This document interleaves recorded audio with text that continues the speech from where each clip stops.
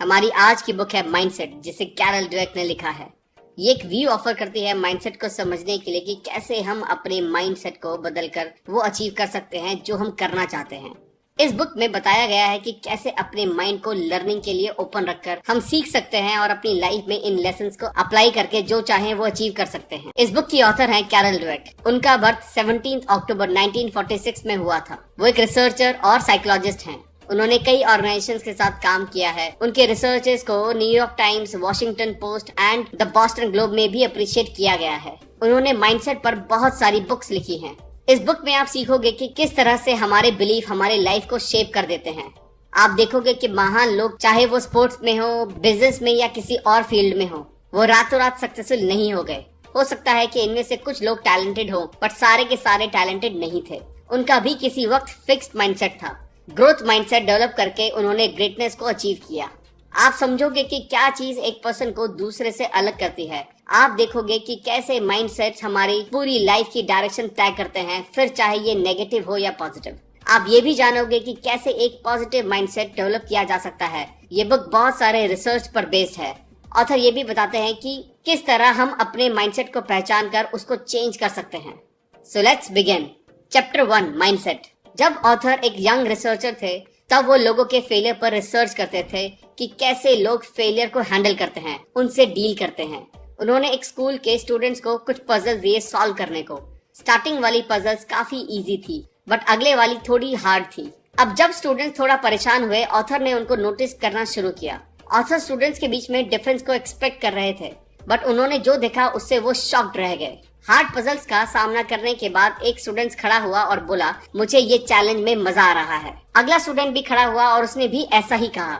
Author shocked रह गए क्योंकि उन्होंने ये एक्सपेक्ट नहीं किया था। हर एक का कोई रोल मॉडल होता है और अब ये बच्चे ऑथर के रोल मॉडल बन गए थे। अब ऑथर ये समझना चाहते थे कि किस किस माइंडसेट की वजह से बच्चों ने इस फेलियर को एज अ गिफ्ट लिया। बच्चे इस फेलियर से डिस्करेज नहीं हुए। उन्होंने ये सीखा कि वो कुछ सीख रहे हैं। लोगों में इतना अंतर कैसे होता है? जब से ह्यूमैनिटी की शुरुआत हुई है, तब से लोग अलग अलग तरीके से सोचते हैं, अलग अलग तरीके से एक्ट करते हैं।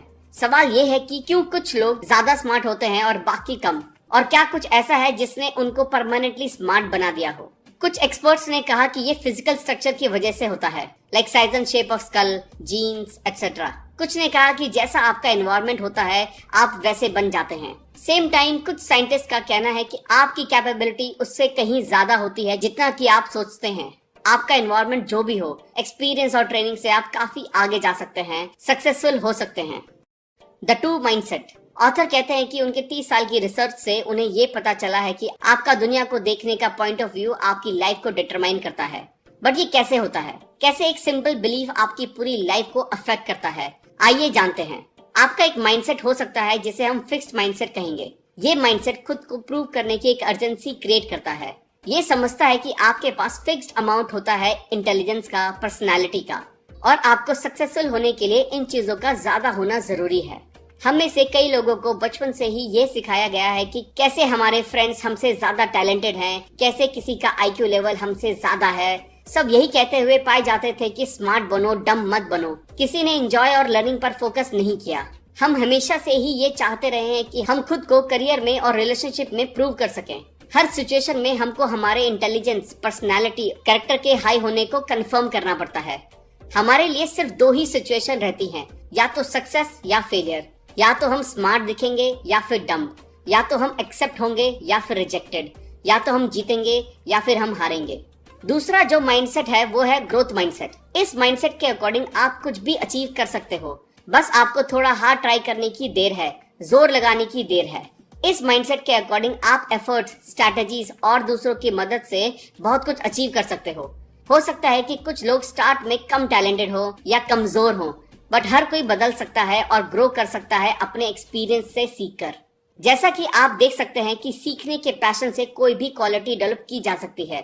लोगों को क्यों ये साबित करने में एनर्जी वेस्ट की जाए कि आप कितने महान हैं, जब आप बेहतर बन सकते हैं तो क्यों अपनी कमियां छुपाई जाएं जब आप उनको ओवरकम कर सकते हैं? क्यों ऐसे लोगों के साथ रहा जाए जो आपकी सेल्फ एस्टीम को हर्ट करते हैं, बजाय उनके जो आपको ग्रो करने के लिए इंस्पायर करते हो? क्यों किसी के प्रूव किए हुए रास्ते पर चला जाए जब आप खुद नए रास्ते तलाश कर सकते हो?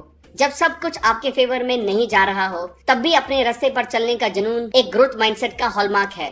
यही माइंडसेट है जो लोगों को मोस्ट चैलेंजिंग कंडीशन में भी अपने गोल को अचीव करने के लिए इंस्पायर करता है। Chapter 2, inside the mindset. जब ऑथर छोटी थी तब वो अपने फ्यूचर पार्टनर के बारे में सोचा करती थी। Tall, handsome, very successful. वो अपने करियर के बारे में भी सोचती थी कि एक ग्लैमरस करियर बट ज्यादा हार्ड नहीं और ना ही रिस्की हो। जब ऑथर बड़ी हुई तो उन्होंने देखा कि उनका बॉयफ्रेंड बहुत अच्छा इंसान है जैसा कि उन्होंने सोचा था, बट अभी भी उसमें कुछ कमियां थी। उसकी जॉब में भी कांस्टेंट चैलेंजेस आते रहते थे। फिर भी ऑथर सेटिस्फाइड थी। क्यों?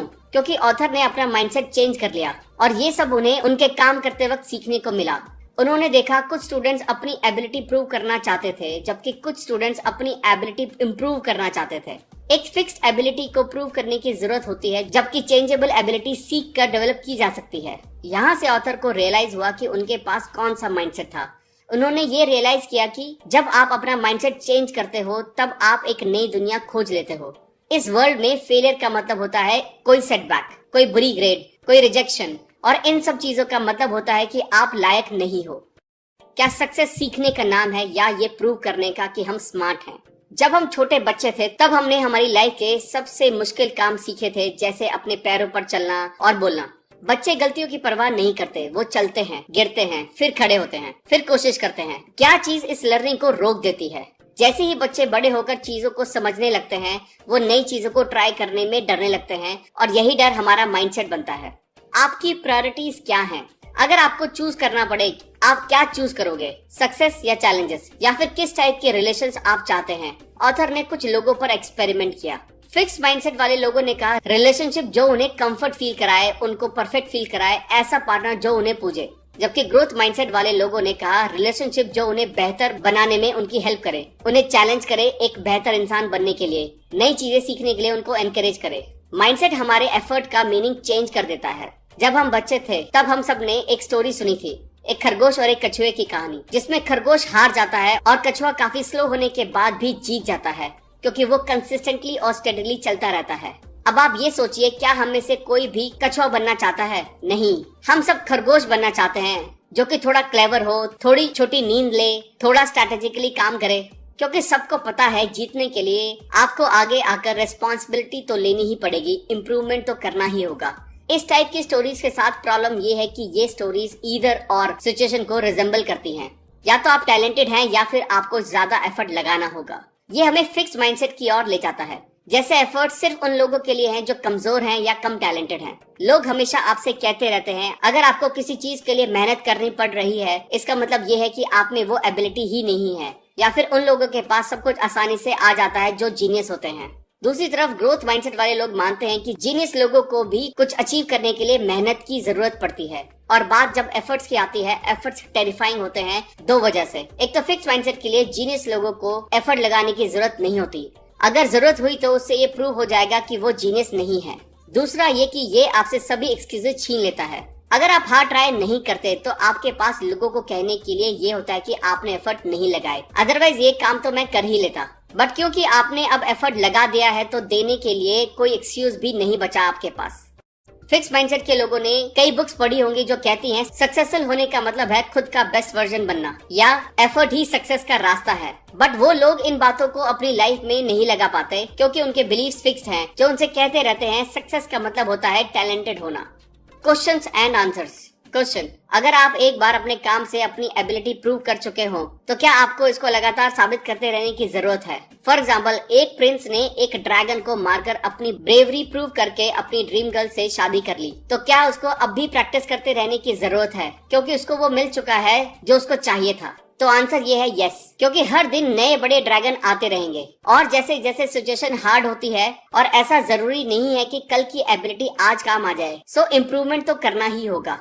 क्वेश्चन, क्या माइंडसेट परमानेंट होते हैं या फिर आप उन्हें चेंज भी कर सकते हैं? दोनों माइंडसेट की थ्योरी पढ़कर आप ये तो समझ गए होंगे कि इनको चेंज किया जा सकता है, आप अपनी सोच को बदल सकते हैं। ये भी जानना जरूरी है कि लोग हमेशा एक ही माइंडसेट में नहीं रहते। ऑथर ने अपने एक्सपेरिमेंट्स में ये देखा है कि कुछ भी सीखा जा सकता है अगर थोड़ा हार्ड ट्राई किया जाए, और ये आपको ग्रोथ माइंडसेट में ले जा सकता है। क्वेश्चन, क्या मैं फिक्स माइंडसेट और ग्रोथ माइंडसेट दोनों माइंडसेट वाला इंसान हो सकता हूँ? क्योंकि मुझे लगता है कि ऐसा ही है। लोगों के अलग अलग एरियाज में अलग अलग माइंडसेट हो सकते हैं। जैसे किसी की आर्टिस्टिक स्किल्स फिक्स हो सकती हैं, बट उसका इंटेलिजेंस डेवलप किया जा सकता है। रिसर्चेस में ये पता चला है कि जिस पर्टिकुलर एरिया में आपका माइंडसेट जैसा होगा, वो आपको उसी डायरेक्शन में ले जाएगा। क्वेश्चन, क्या हम कह सकते हैं कि लोग फेल होते हैं अपने एफर्ट्स को लेकर बिलीफ के कारण? नहीं, ये सच है कि एफर्ट जरूरी है, कोई भी इसके बिना सफल नहीं हो सकता।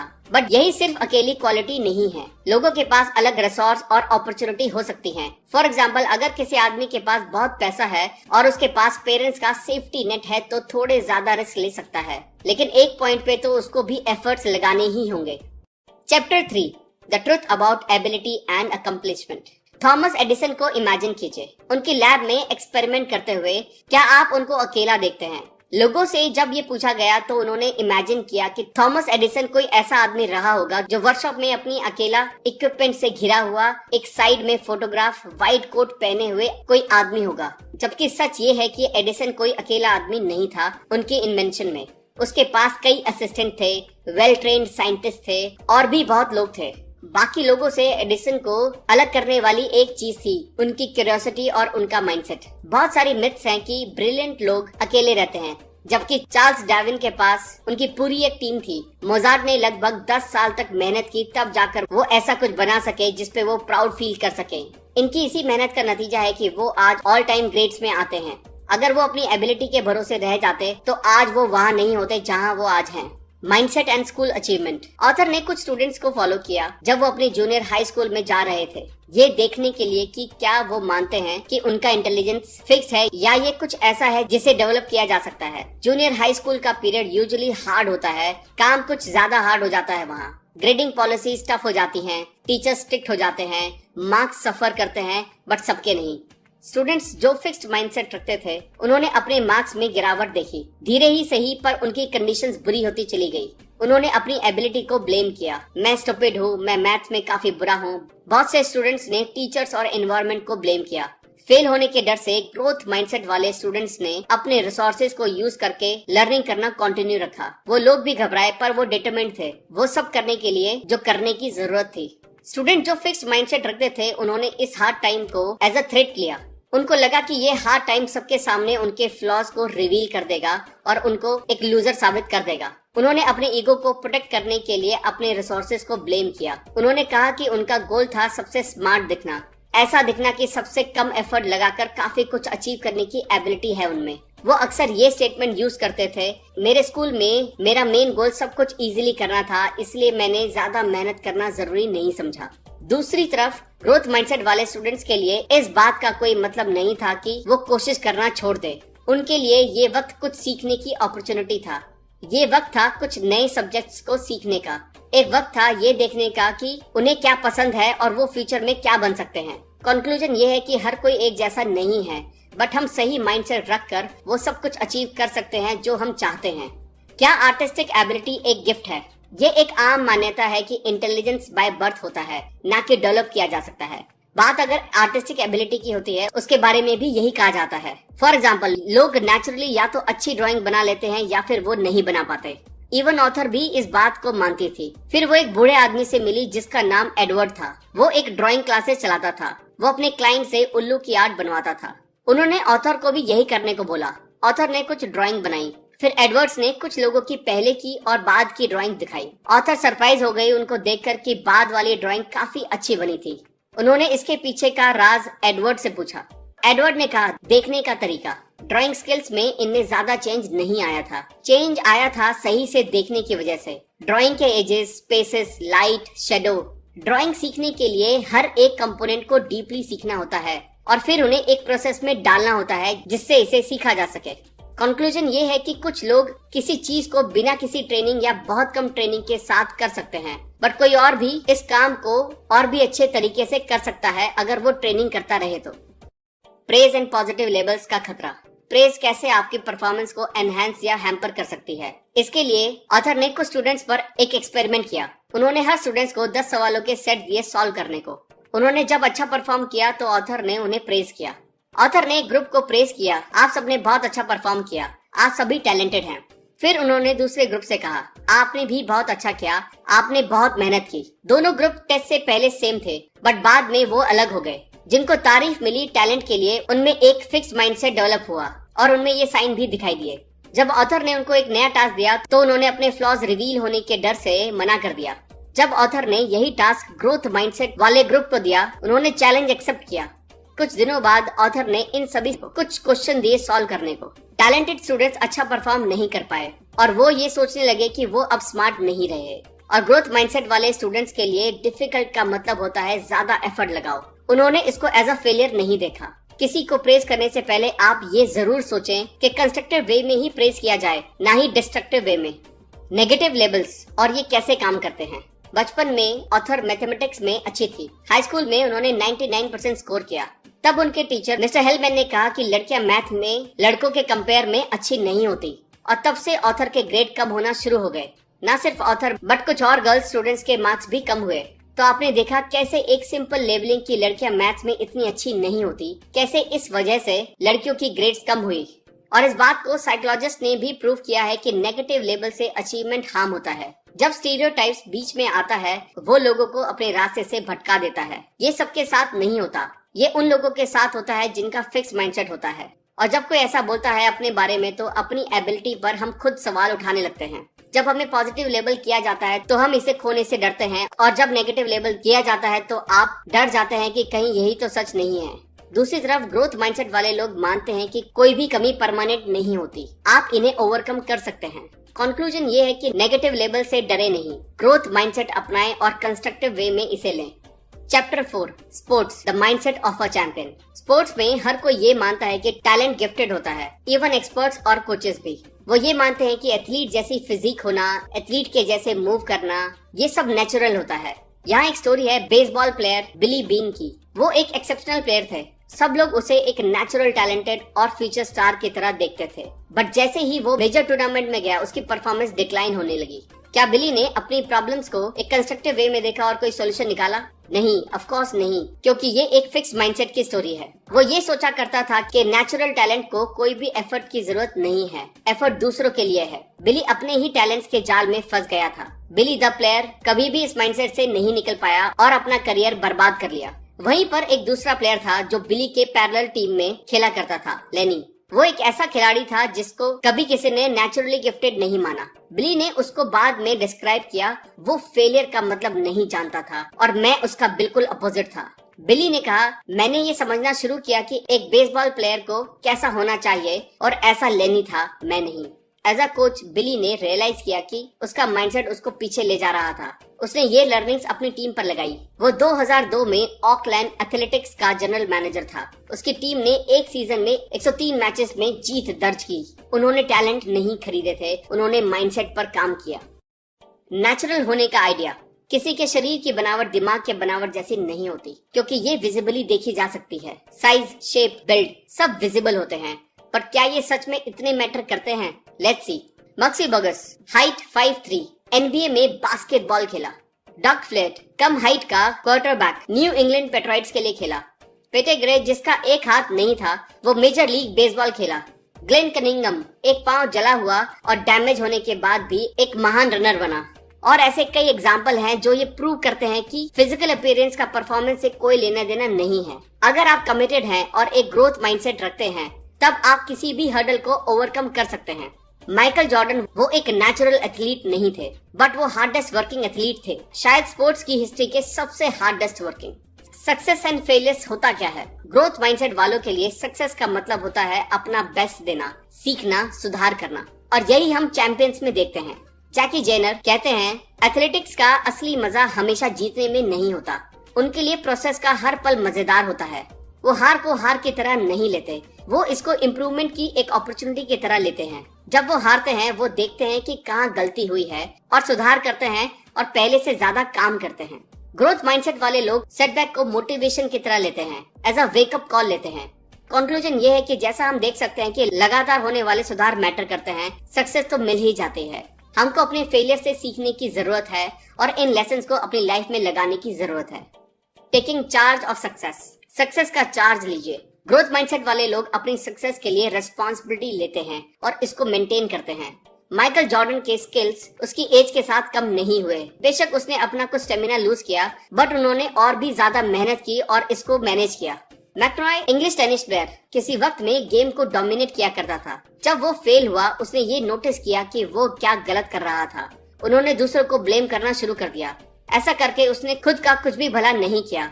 उसको लगा कि कोई और आकर उसकी ये प्रॉब्लम सॉल्व करेगा। वो सिस्टम पर नाराज हुआ। बट ये आपकी जिंदगी है, आपको इसकी जिम्मेदारी लेनी ही होगी।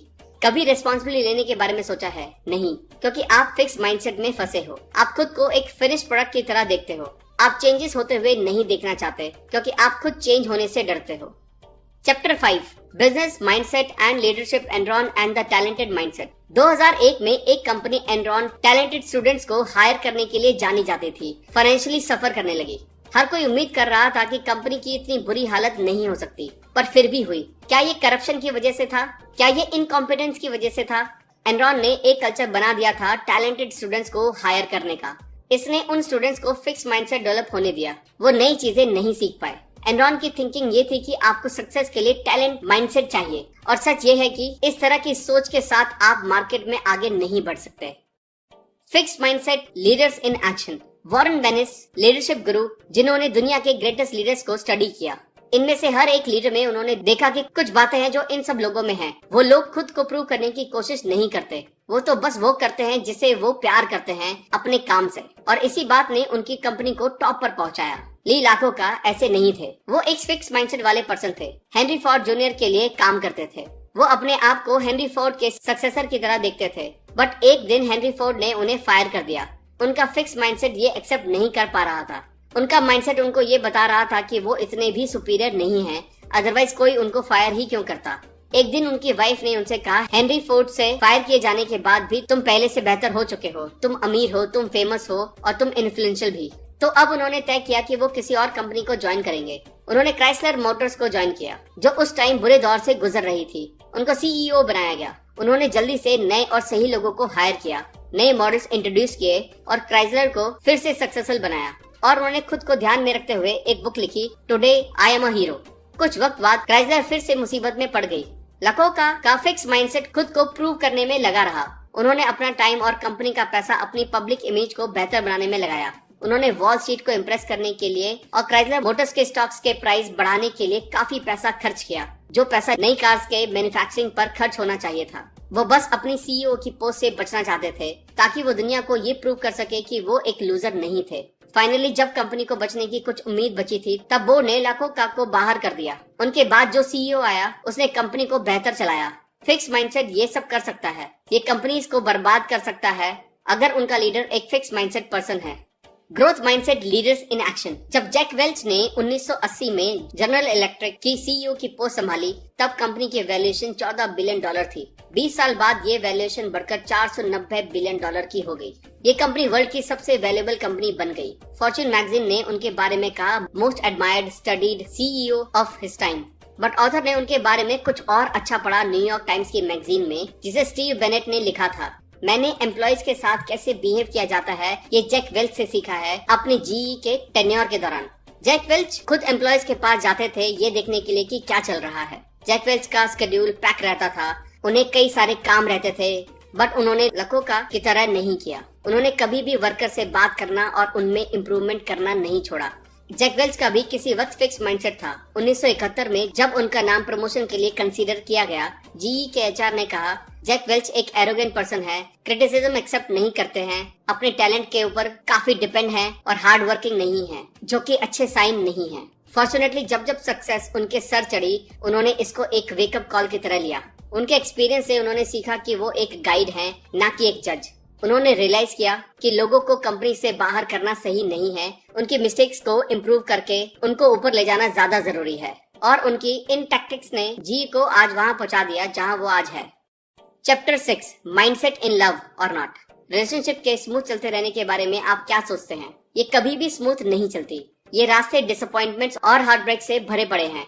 कुछ लोग इन डिसअपॉइंटमेंट्स को दिल पर ले लेते हैं और फ्यूचर में भी सेटिस्फाइंग रिलेशनशिप नहीं बना पाते। इसके लिए ऑथर ने 100 लोगों पर एक एक्सपेरिमेंट किया और उनसे अपना कोई बुरा एक्सपीरियंस शेयर करने को कहा। लोगों ने अपनी स्टोरी सुनाई। वहाँ पर दोनों माइंडसेट के लोग थे। जब फिक्स माइंडसेट के लोगों से पूछा गया, उनको जज फील हुआ और रिजेक्टेड भी। उनका सबसे बड़ा गोल होता है अपने एक्स लवर से बदला लेना। ग्रोथ माइंडसेट वाले लोगों के लिए ये समझने के बारे में होता है कि वो माफ करते हैं और आगे बढ़ जाते हैं। ऑल्दो वो भी हर्ट फील करते हैं, बट फिर भी वो इससे सीखते हैं। वो इसको एक सीख की तरह लेते हैं, क्योंकि हर रिलेशनशिप आपको कुछ सिखाती है और सही पार्टनर ढूंढने में आपकी मदद करती है। Mindsets falling in love. अभी तक हमने देखा है कि फिक्स माइंडसेट वाले लोग सोचते हैं कि आपकी क्वालिटीज फिक्स माइंडसेट होती हैं, बट रिलेशनशिप में 3 फैक्टर्स होते हैं, आप, आपका पार्टनर और आपकी रिलेशनशिप। फिक्स माइंडसेट के लिए ये तीनों ही फैक्टर्स परफेक्टली अलाइंड होने चाहिए, बट ग्रोथ माइंडसेट वाले लोग ये मानते हैं कि आप हमेशा क्वालिटी और कैरेक्टर डेवलप कर सकते हो, खुद में, अपने पार्टनर में और अपने रिलेशनशिप में। फिक्स माइंडसेट वाले लोग 2 तरह से सोचते हैं। अगर आपको अपनी रिलेशन पर काम करना पड़े तो ये रिलेशनशिप परफेक्ट नहीं है। इन लोगों के साथ एक समस्या ये है कि इनको लगता है सब चीजें ऑटोमेटिकली ठीक हो जाएंगी। रिलेशनशिप में प्रॉब्लम्स होने का वो ये मतलब लगाते हैं कि उनका पार्टनर फेथफुल नहीं है। The partner as enemy. Fix mindset वाले लोगों के साथ ये प्रॉब्लम होती है कि जब भी रिलेशनशिप में कोई प्रॉब्लम आती है, वो अपने पार्टनर को दुश्मन की तरह ट्रीट करने लगते हैं। जब इनके लिए और चीजें काम नहीं कर रही होती हैं, तो वो किसी और को ब्लेम नहीं कर सकते, बट जब रिलेशनशिप ठीक से काम नहीं कर रही होती है, वो अपने पार्टनर को ब्लेम करते हैं। रिमेम्बर, फिक्स माइंडसेट वाले लोगों के लिए किसी को माफ करना कितना मुश्किल होता है। वो लेबल फील करते हैं जब कोई उनको रिजेक्ट कर देता है, बट जब वो अपने पार्टनर को अच्छे पर्सन की तरह देखते हैं तो अपनी रिलेशनशिप में वो खुद को बुरा मानने लगते हैं। वो ये सोचते हैं कि अगर मेरा पार्टनर अच्छा पर्सन है तो फिर ये रिलेशनशिप शायद मेरी ही वजह से प्रॉब्लम में है। यही पेरेंट्स के केस में भी होता है। जब पेरेंट्स सपोर्टिव होते हैं फिर भी बच्चे अच्छा परफॉर्म नहीं कर पाते, तो वो ये सोचने लगते हैं कि मेरे पेरेंट्स तो सपोर्टिव हैं, फिर भी अगर मैं अच्छा नहीं कर पा रहा हूँ तो इसमें जरूर ही मुझ में कोई कमी होगी। Competition, who is the greatest. Relationship में अगर आपके पास एक फिक्स माइंडसेट है तो आप खुद को प्रूव करना चाहते हैं अपने पार्टनर के सामने। ऐसे में अपने पार्टनर के साथ कंपटीशन करने लगते हैं, कौन ज्यादा स्मार्ट है, टैलेंटेड है और लाइकेबल है। सुजैन का बॉयफ्रेंड सोचता था कि वो सबका अटेंशन ग्रैब कर लेती है हर एक पार्टी में, और वो खुद को इन्फीरियर फील करता था। उन लोगों ने एक कॉन्फ्रेंस अटेंड की। वहाँ उन्होंने देखा कि सब लोग सुजैन को प्रेज कर रहे हैं। मार्टिन चिढ़ गया। पार्टी फिनिश होने के बाद जब ये दोनों कार में बैठे तब भी ड्राइवर ने सुजैन की ही तारीफ की। मार्टिन और चिढ़ गया। लकीली मार्टिन ज्यादा कॉम्पिटिटिव नहीं था, अदरवाइज सिचुएशन वर्स हो सकती थी। और यहाँ पर फिक्स माइंडसेट ये बात एक्सेप्ट नहीं कर पाता कि आपका पार्टनर आपसे बेहतर है। Developing in relationships. जब लोग रिलेशनशिप में होते हैं उनको अक्सर ऐसा पार्टनर मिलता है जो उनसे अलग होता है। वो ये सीख नहीं पाते कि डिफरेंसेस के साथ कैसे डील करना है। एक अच्छी रिलेशनशिप में लोग ऐसे स्किल्स डेवलप करते हैं, दोनों पार्टनर एक साथ ग्रो करते हैं और रिलेशनशिप बेहतर हो जाती है। Chapter 7, parents, teachers and coaches, where do mindsets come from. जब पेरेंट्स से पूछा गया तो उन्होंने हमेशा ये कहा, हम अपने बच्चों को ग्रो होते हुए देखना चाहते हैं। हम ऐसा कुछ भी नहीं करेंगे जिससे उनकी स्टडी या लाइफ को नुकसान हो। बट क्या ये सच है? Let's see.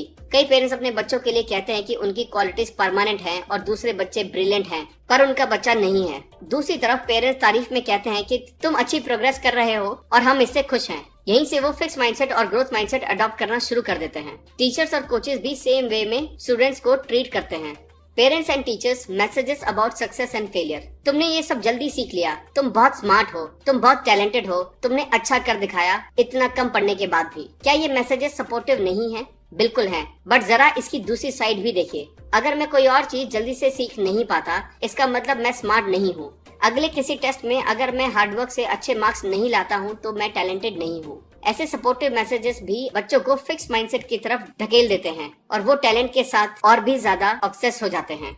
Reassuring children. कैसे बच्चे को किसी टेस्ट या परफॉर्मेंस के पहले सिक्योर फील करवाया जाए। बच्चों को उनके टैलेंट के बारे में रीअश्योर करना बैकफायर कर सकता है। वो इस बात से डरेंगे कि कहीं वो अच्छा परफॉर्म नहीं कर पाए तो लोग उनको लेस टैलेंटेड समझेंगे। अक्सर पेरेंट्स कहते हैं, देखो तुम स्मार्ट हो इसलिए फिक्र करना बंद करो, तुम्हें पता है तुम अच्छा परफॉर्म करोगे। वो सपोर्टिव हैं बट साथ ही साथ डिस्ट्रक्टिव भी। क्या ये एक तरीका हो सकता है? हर कोई हमको जज करेगा बट हम नहीं करेंगे। हमें खुशी है कि तुमने सीखा और तुम अभी भी सीख रहे हो। Constructive criticism more about failure messages. हमने ये कई बार सुना है कंस्ट्रक्टिव क्रिटिसिज्म, बट क्या हम सच में कंस्ट्रक्टिवली क्रिटिसाइज करते हैं? कंस्ट्रक्टिव मीन्स किसी बच्चे की हेल्प करना, किसी प्रॉब्लम को सॉल्व करने में, एक बेटर पर्सन बनने में। यहाँ 2 एग्जाम्पल हैं। बेटे, मुझे बहुत बुरा लगता है जब तुम अपना काम फिनिश नहीं करते। तुम कब तक ये काम फिनिश कर लोगे?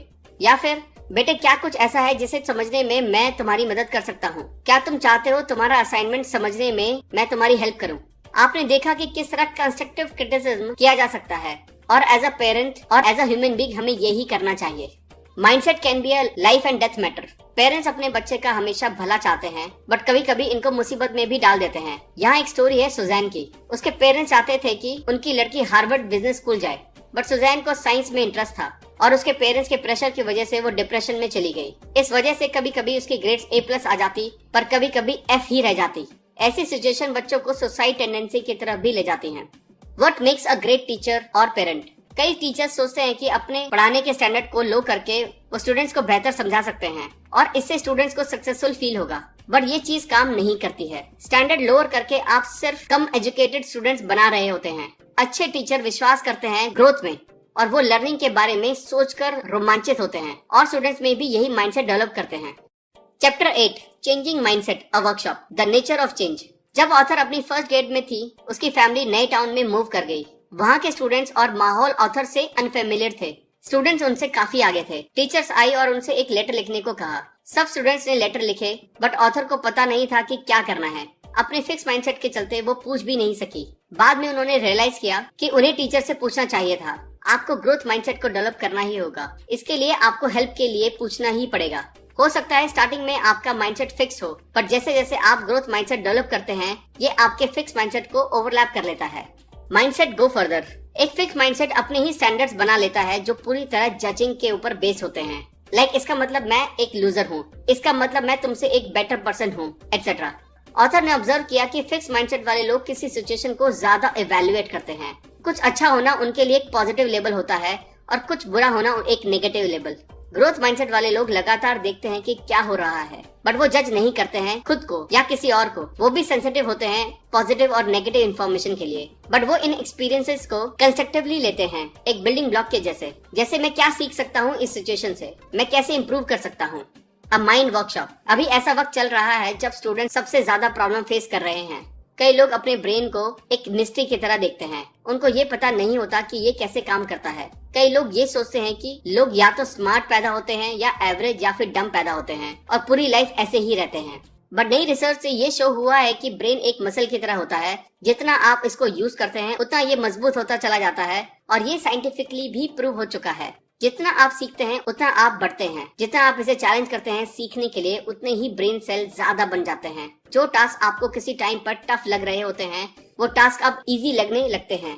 People who don't want to change. Entitlement. Fix mindset वाले लोग सोचते हैं कि वो सही हैं, दुनिया को बदलना चाहिए, ना कि उन्हें। वो एक बेटर जॉब, एक बेटर घर, एक बेहतर पार्टनर होना अपना हक समझते हैं। वो ये मानते हैं कि दुनिया को उनकी वर्थ समझकर उन्हें अकॉर्डिंगली सब कुछ दे देना चाहिए। The dilemma. आप सोचते हैं मैं यहाँ ये लो लेवल की जॉब कर रहा हूँ, मैं ये काम करना डिजर्व नहीं करता हूँ, मैं हायर पोस्ट पे होना डिजर्व करता हूँ। आपके बॉस सोचते हैं कि आपका एटीट्यूड सही नहीं है। जब उन्हें किसी हेल्प और रिस्पॉन्सिबिलिटी की जरूरत होती है तब वो आपकी तरफ नहीं देखते हैं। जब प्रमोशन देने का वक्त आता है वो आपको नहीं देते हैं। The reaction of two mindset. वो मुझसे डरता है, आप कड़वाहट में कहते हैं, क्योंकि आपका फिक्स माइंडसेट आपसे ये सब कहता है। आपके दिमाग में लोगों को आपके टैलेंट को पहचानना चाहिए और आपको रिवॉर्ड देना चाहिए। बट जब वो ये नहीं करते हैं तो आप इसको अनफेयर बताते हो। बट जब आप ग्रोथ माइंडसेट अपनाते हैं, आप नए तरीके से सोचने लगते हैं। आप सोचने लगते हैं कि कुछ स्टेप्स को अपनाकर सिचुएशन को अपने फेवर में किया जा सकता है। आप हार्डवर्क करना कंसीडर करते हैं और लोगों के साथ ज्यादा हेल्पफुल होते हैं, तो आप अपने बिजनेस के बारे में बहुत कुछ सीख सकते हैं और एक अच्छा प्रमोशन भी पा सकते हैं। आप इस बात में यकीन करने लगते हैं कि कुछ लोग आगे होते हैं क्योंकि वो अपने काम के लिए कमिटेड होते हैं और एफर्ट्स लगाते हैं। थोड़ा थोड़ा एफर्ट लगाकर वो सिचुएशन को अपने फेवर में ही कर लेते हैं।